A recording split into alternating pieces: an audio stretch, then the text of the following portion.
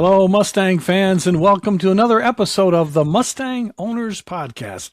I'm your host, John Clore, and along with my co-host, Mike Ray. And I'm going to tell you folks right now, we always say everybody has a Mustang story. This is one Mustang story you're going to want to hear. You know, Mike, we talk about the Brotherhood, the Mustang Brotherhood, the Mustang Sisterhood, about people that say, oh, should I join a club? You know, who cares? I'd rather go by myself. But every once in a while, being with like-minded Mustang people really makes your whole life a lot different. And I think tonight's episode will prove that point.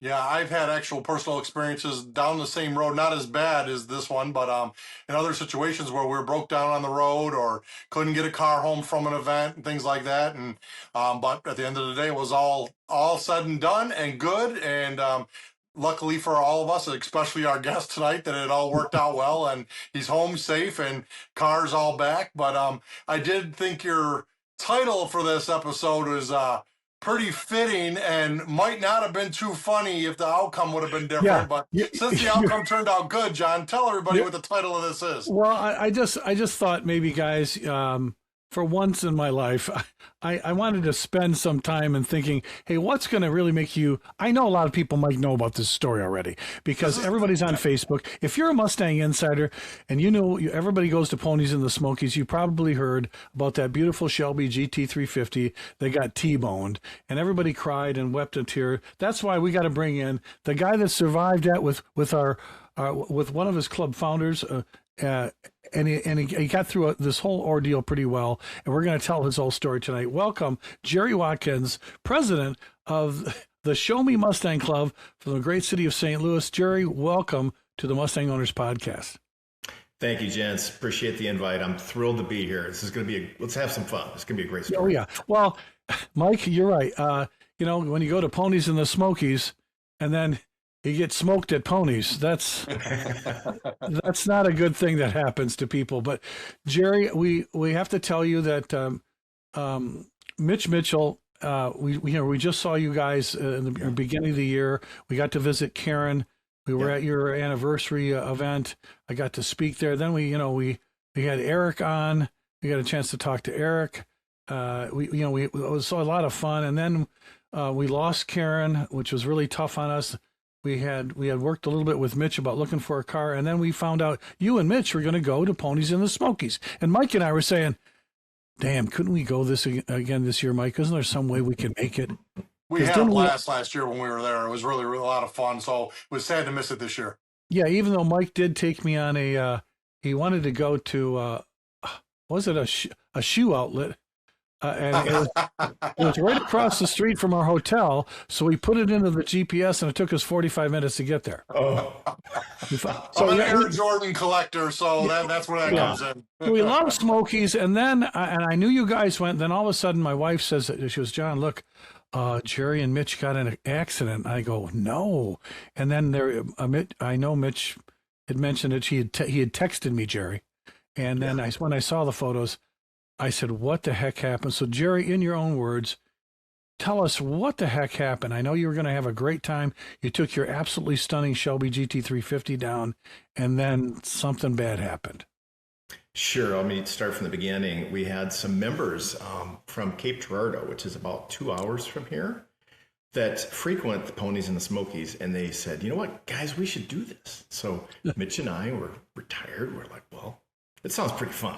And we've had a member tell us about the Tail of the Dragon. So we're really excited to go down there, check it out. Never been to the Smoky Mountains. And they just raved about it. So we do our plans. We road trip down there, and we get settled in. And then we said, you know what, let's this is our Tail of the Dragon tour. So we jump in our cars and we drive about an hour just to get to the park, to where the tail is at. And as we were turning left, Tennessee's very hilly. We were turning, against oncoming traffic to enter the park. And the other driver came up, and we committed, and I punched it. And fortunate for us and for the engineering team of the S550 chassis, the airbags, the engineering technology, God above saved us, right? We got out of it with some bumps and bruises, and as did the other driver. So you were T-boned though. Did it hit you in the driver's door? No, it was the passenger side. We were turning. Oh, it was Mitch's side. Okay. Yeah, it was Mitch's side, and the driver didn't show any sign of braking, swerving, anything. And just our theory is he's playing around on his phone, right? But, was it another Mustang? No, it was a Kia. Oh, so John wasn't lying. I thought you were making that up. Wait a minute, it wasn't a Kia Soul, was it? Because if a Kia Soul wrecks a Shelby GT350, it has no soul. That proved it. It wasn't maybe it was an Optima or something. I don't know what it was, John. But so was a hamster driving? So the EMT folks, let's get to the guys, the Brotherhood for a sec. Is this a good time for that? Yeah. So he puts your car in the weeds, and you guys went off on the lawn there. You guys, obviously the airbags go off at a loud bang. You didn't get injured from the airbags, and were you able to actually get up and walk out of the car? Both of us. We were pushed up into an embankment to a hill, so I couldn't open my door, so I climbed across. And so Mitch and I both climbed out and kind of got our bearings, and our club members with us they turned into first responders. They jumped up, ran to us, checked on the other driver, called 911, did the whole bit, right? And they really, really took care of us. Now, also going on was passers-by, because people coming and going from the tail of the dragon, and they were all just like, "Everybody okay? Is everybody okay?" And people stopped. These a couple of younger guys, right? They were in their 20s or 30s, stopped, and we didn't know them, and they were witnesses to the whole bit, and just wanted to make sure we were okay. It was quite moving, and then we can go on with the story here, and I'll pause for a sec. Well, no, I was really surprised. First of all, you didn't even get on the tail of the dragon. You were just at the start end. We were just entering the park, right? Oh, geez. And, and because maybe it was, Mike, it's possible, since he had a GT350, which I think the car was built for tail of the dragon. Maybe the GT3, maybe it was so anxious that when the Kia pulled up, he thought that's a great time to text somebody. And then, so you and Mitch, here you are. Was it evening, early evening? Was it in the middle of the day? Middle of the day, late morning, almost noon. And, so here you are. You never got on the tail of the dragon. Your car is wrecked. You're out in the middle of nowhere, really. But yes. You're lucky. So you did have club members around who said, "Hey, now what did you do?" You called 911. How long did that? I hope they didn't take a police explorer down through the tail of the dragon. How did No, we were off a main highway, and okay. So the park ranger showed up, the local sheriff showed up, and then the state patrolman showed up, and they all did their thing, But again, the really cool thing was our club members. First of all, they're great. So the first thought, once we kind of got through that process, and we're going to take the ride in the ambulance to the hospital just to make sure we're okay, right? Okay, all right. So you got an ambulance ride, but when you get to the hospital, you got no transportation. We quickly discovered, first of all, how we get into the hotel, right? So So our club members went with us, and this was about a 3-hour process, and they stayed with us the whole time. And then we got released. They took us to the hotel. We hadn't eaten, so we went to grab something to eat first. And it was hard to eat, especially after all of that. But, I'd still be shaking. Wouldn't you, Mike? I mean, you just lost your car. Was all your luggage in your car still and everything? Or the guys, I forgot to tell you, the guys pulled out all the personal belongings they could. Out of the car. So okay. Yeah. So they brought them with them. Yes. Yeah. Okay. They put it in their cars. So you did check in first to the hotel. Yeah, we were checked in. This was the next day. Yeah. Okay. Gotcha. Okay. All right. So cool. you got out of the hospital. The guys picked you up at the hospital. Was it far from? Was it in Sevierville? Yes. So the hospital was. I mean, that was where the event was in Sevierville. We were staying in Pigeon Forge, which is pretty close. So they get us to the hotel after we eat, and then reality's starting to set in a little bit. So Like, do you know what happened? I mean, did you call a tow truck? What happened to your car? Yes, the first responders all took care of it. They gave me the report to where to go get my car and to work that whole process. So yeah. Oh my gosh! So here you are, Mike. Can you imagine? You show up. It's just before Smokies. You were going to go spend the day on the tail, and then your car gets destroyed. You get out of the hospital. You have friends to take you to now what do? I mean, Right. you're there. I mean, your car's in some lot someplace. I mean, Guys, the story is better. It gets better. So we're at the hospital, and Eric, as you know, was in Atlanta on a business trip. He goes, "Look, I'll fly in there, and I'll pick you and Mitch up, and we'll all drive back together to St. Louis." And we're like, and he was going to take off work and all this stuff, right? And we were like, as we started to rationalize our options, even the rental car was tricky, and we ended up, our guys, our teammates, our club mates, packed all our stuff somehow in the trunk of their Mustang. Trunks aren't very big, as you know. Right. We packed our stuff, our luggage, everything, and they brought us back into Missouri. From there, that's where some of our members were from Cape, as I was telling you. So then Eric drove down. He flew back home to St. Louis. As we scratched his idea. He drove down to Cape Girardeau and picked us up. So it's like 90 miles each way.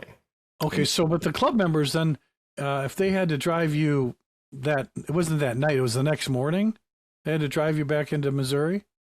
2 nights. Actually, we actually, let me back up just a moment. The story gets better. We went the next day to the car show.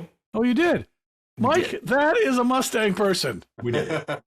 My Shelby just got smoked. Let's go to the Smokies and see what the car. Let's go look at the show. We're here. We're at the show. So we figured it out, the guys. Yeah. We figured it out. And then one of the members says, we could stay at the car show all afternoon, or guys, you want to go do the tail of the drag? I said, no. Really? Like, not again. Really? So Mitch and I went as passengers with 2 other members, and we did the tail of the dragon. So we got to do it. Okay. It was fantastic. See, Mike, I would do that, but the last time I was at one of these, I did a Shelby event, and You I got did the tail before, right, John? Oh yeah, when I was with SVT, but that's a long time ago. Oh yeah, I did it many times with Roush. I've been asked to do, follow on a pony trail and these great twisties. The problem is, Jerry, they would always ask me to participate with the vehicle that I drove, which happened to be the Club Connect Transit van. I know that van. Wonder all my stuff is going this way and hitting the, how did the inside of the transit, how did it get damaged? Plastic bins with giveaways broken. It was terrible. No, so you got to see the show. You got to have a couple other members get you. Now, Mike, you know this. It's not as much fun being a passenger at tail than it is driving it, because it's a totally different experience. Plus, your stomach feels different. I was just going to say that your stomach feels very different if you're a passenger. And that's when you're saying, if I had a Corvette, I'd have a grab handle right here. So you got to at least experience it as a passenger. And then you said, listen, guys, I'm having so much fun. I have to really kind of think like how I'm getting home, how I'm going to get my car home. Did you get the car home, or did you have to have it looked at there? How did that work out? So the car was taken to just a towing yard temporarily, and then the insurance company moves it off. And I learned from this side of the process, they sell it, they take it to auction so that they can part it out. I mean, the engine, the transmission, the fender, these cars are rare, right? So anything they can grab off these cars, they will. Oh, especially the engine, Mike. Can you imagine somebody the first thing they pick that up is, oh man, a GT350. Right. I snagged that baby. Copart does that a lot, I'm sure. Yep. So you knew the insurance company would take care of the car to auction. So you guys got home, and then all of your friends said, so didn't they have a big party for you and Mitch? Like, thank God you're okay. What was, they must have bought you a beer somewhere. Well, we came back, and I put a note out to the club. I said, many of you, may have heard, I just wanted to let you know, told my side of the story, so that they were aware of what was going on. And Then it was for the club, it was business as usual. For me, it was going through the the process, the insurance, and that's interesting. Well, Mitch is from the insurance industry, so he could help you out there, I'm sure.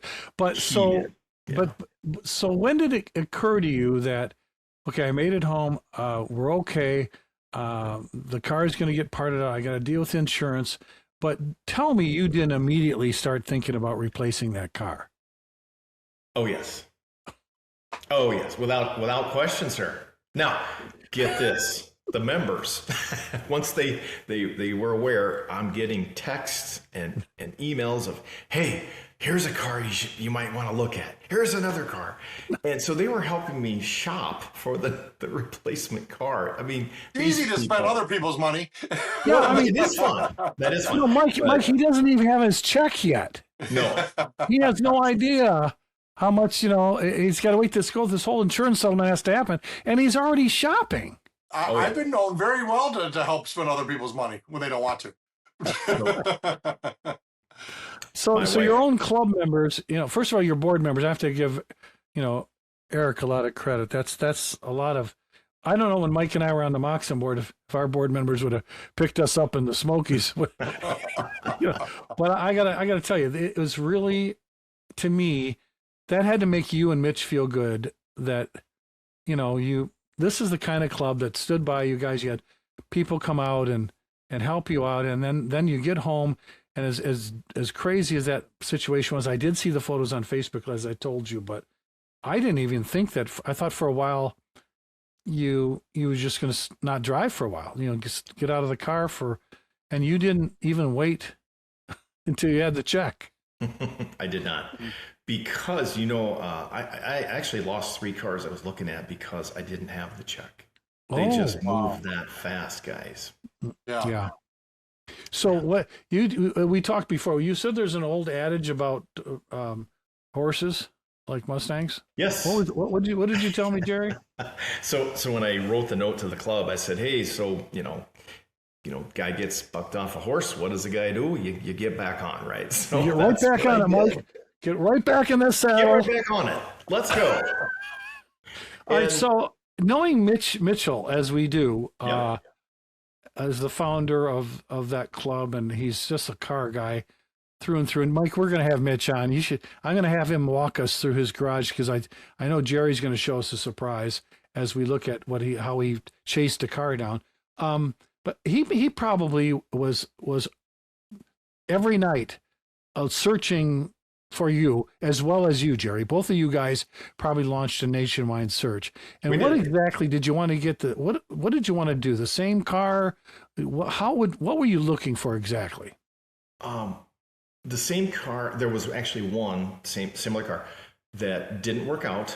So then I opened it up to anything and everything, and it had to have certain requirements. Like, I like comfort seats, right? I'm not a Recaro guy. So I like those. That was a requirement. The mileage, the year, Gen 2, it has to be Gen 2, right? So a 19 or a 20. Yeah, okay. And then colors, what it boiled down to, John, were funny creatures. It boiled down to the Shelby signature striping. Can you imagine that, Mike? His previous car didn't have the overbody stripes. Okay. So now if he's going to get the car, he'd want to go back and this time get one with the stripes.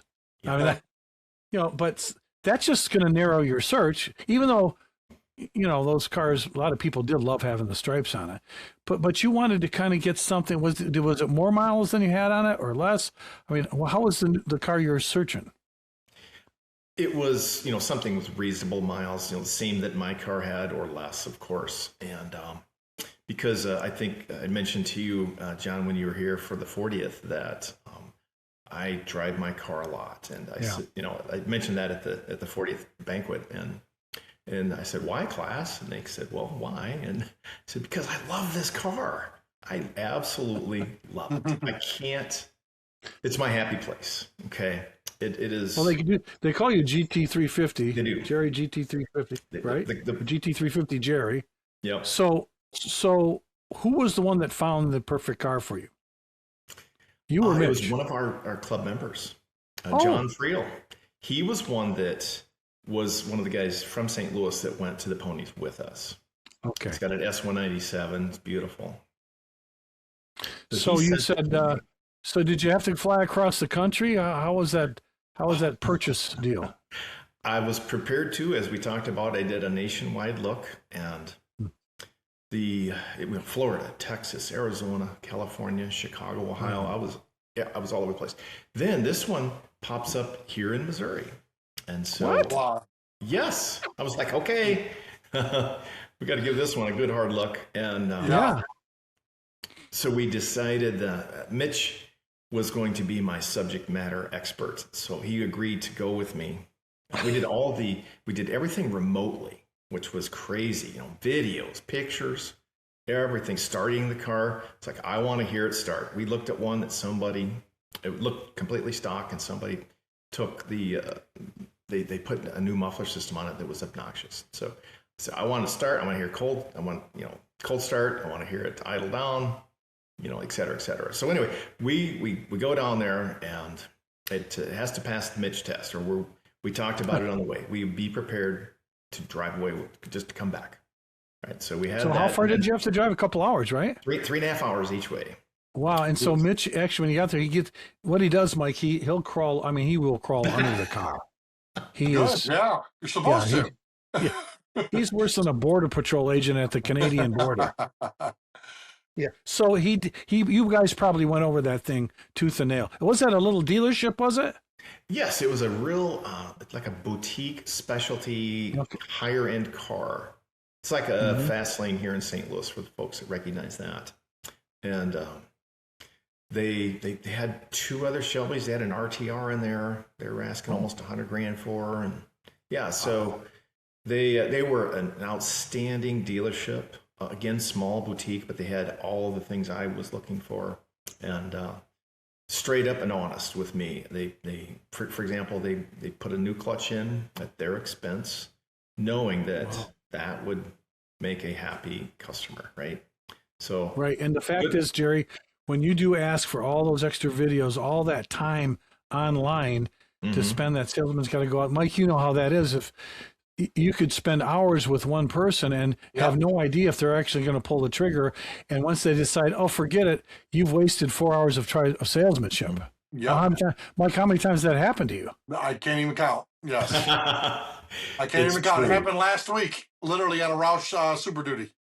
Oh gosh. So Jerry, that had to give you a feeling that these guys are pretty decent if they're going to spend that amount of time with you.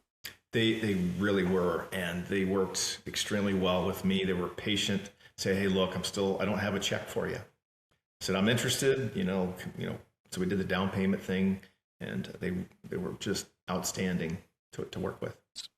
So did you tell them that if you were going to be on the podcast, you'd name their business for them? Yeah. Just give them a shout out. Yeah. Give them a shout out. What's the name of the place? Modern Motor Cars.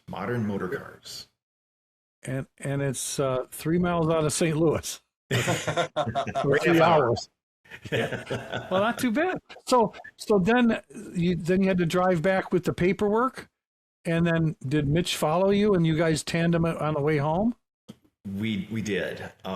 He took pictures of me. He followed me, and he took pictures of me driving the car, and he says, man, it looks really good rolling down the road. Yeah. And so did you have, the GT350, Mike, as you know, it's got a lot of tech on it, but is there any, Mike, and I'm not sure of this because I've only driven 2 of them. And is there, even if you get a tech package, there is no Kia avoidance system? No, that was not on the option list there.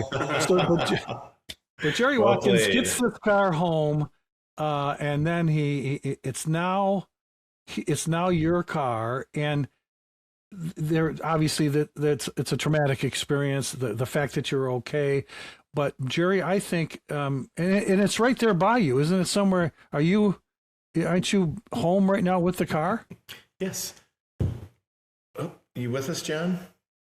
I mean, that thing, Mike, to be able to show that car, Yeah. Why don't you? Can you spin it around and show us, Jerry? I shall. Here we Watch go. this, Mike. I say, wait a minute, is his car in his bedroom? What's Yes, happening? there it is. There it is. And it does have the overbody stripes. That GT350 There is she wicked is. looking. See, Mike, this is what I you was do. waiting to see the carpet and the couch next to it. Yeah. This is my garage, and it's also the boardroom for our board meetings.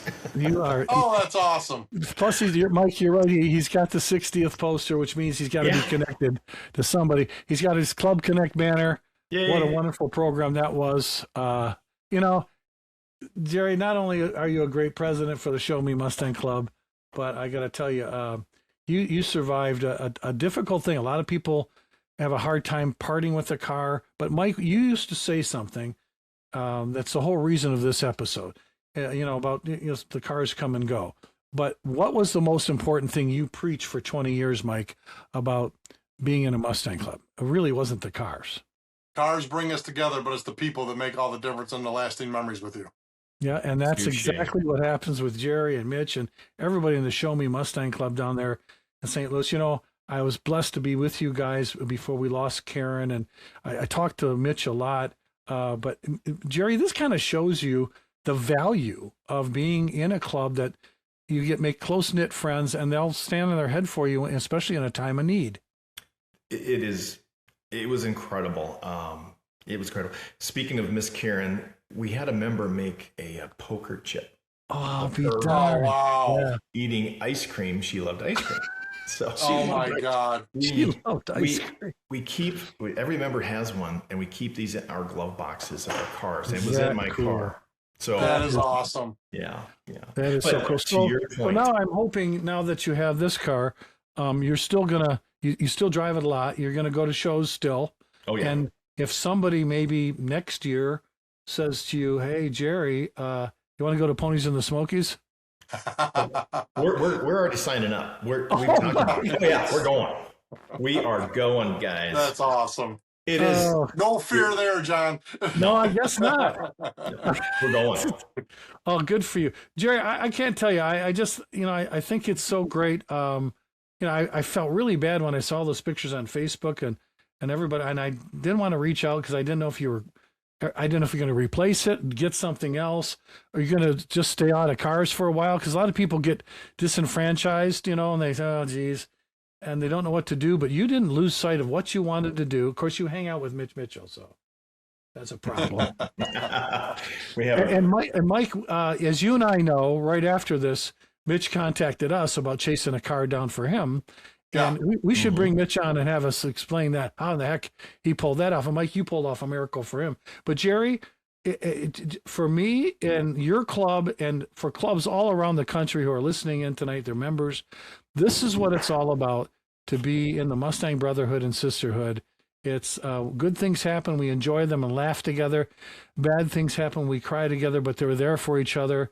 And all I know, my luck, if that happened to me, first of all, nobody would take a Mustang 2 to Copart and try to get the motor out of it.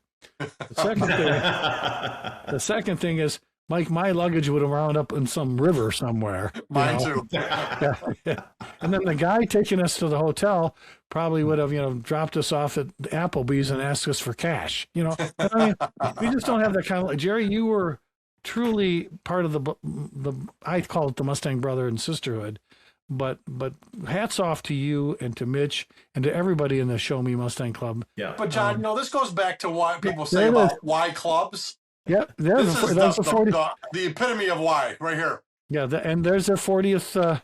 That's awesome. Yeah, So that was the why, and this is the sustaining, the 40th year. I mean, just the longevity of it, right? Yes. The culture is great. We treat each other like family, right? Yep. We care about each other. That's exactly the way it should be. yeah. So I hope everyone who listened in on the podcast tonight, I mean, yeah, this was a tough story, but it just goes to show you, being in the car community is different than just going out there by yourself, going to Cars and Coffee, kicking tires and coming home. The cars are too enjoyable, especially the Mustang and the Mustang Club community that already exists. It doesn't have to be recreated. There's hundreds of Mustang clubs. and to see the way that the Show Me Mustang Club down there in St. Louis reacted to their club president and their club founder getting in a little bit of trouble, but pulling together. And then, Jerry, you wound up on your feet. You jumped back on the horse, and now you're back in your Shelby GT350. Congrats to you, and thank you for sharing that story with us here tonight on the Mustang Owners Podcast. My pleasure, gentlemen. Thank you for having me. Oh, how much fun is that? Mike, I told you, I had a little tear in my eye, especially when I saw those crash photos. But Jerry looked like, he shrugged it off. He must have been he was just like, okay, we get back on that horse and we ride it. Really cool. I hope everyone enjoyed this episode of the podcast. So make sure you like and subscribe, because if you don't, or put in a comment, the YouTube algorithm won't share this content with everybody else. And we want that to happen. You can also jump on and get some cool Mustang Owners Podcast apparel at sVTstore.com and support our sponsors like the Mustang Owners Museum down there in North Carolina. And of course, the SVT store has been with us since day one. We want you to be with us since day one. Get us over that subscriber hump. Let's make it happen, folks. Thanks for joining us tonight. So until next time, we're just going to have to catch you guys down the road.